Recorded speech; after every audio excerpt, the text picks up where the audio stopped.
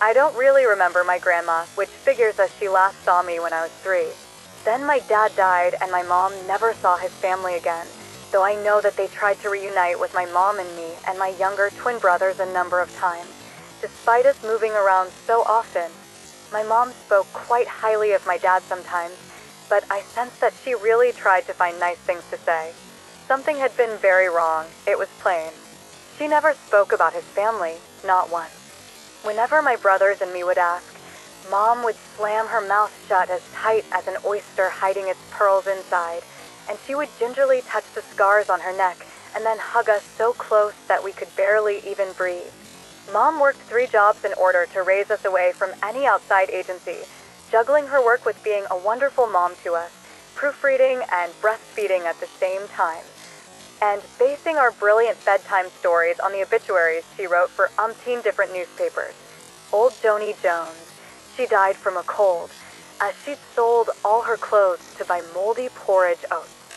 Mom died young, but the twins were 18, so we remained safely away from anyone's custody. I graduated valedictorian from community college, and my photo made some local papers. I guess my dad's family found me that way. I received a lawyer's letter about an inheritance from my recently deceased grandma. Intrigued, I agreed to receive a mysterious parcel. You can imagine my disappointment to find inside an ancient, sturdy wooden chair. I knew my dad came from old money, and so I optimistically figured that the chair was an antique. I took it to be appraised at a prestigious auction house, but the antiques expert remained strangely graven-faced throughout. He told me it was medieval European and would interest certain museums, but not many. He asked me if I had noticed the rusted rivets on the arms and legs, which had held iron restraints in place, and he suggested that the half-moon indentations were made by fingernails digging in. Scorch marks suggested the use of red-hot pokers.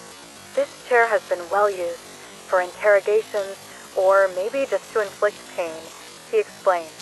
The well-worn hole behind the sitter's neck would have been fed with a leather garrote. He ignored the needle-sharp spikes in the deep red, stained seat completely. Whatever did your grandma have this for? The expert gasped. So I showed him the rather formal note she'd written, explaining plainly that her dining room set should stay in the family, and hoping that my brothers would enjoy their matching chairs also, though alas, the rack which had served as the dinner table for generations had already been promised to my Uncle Jack.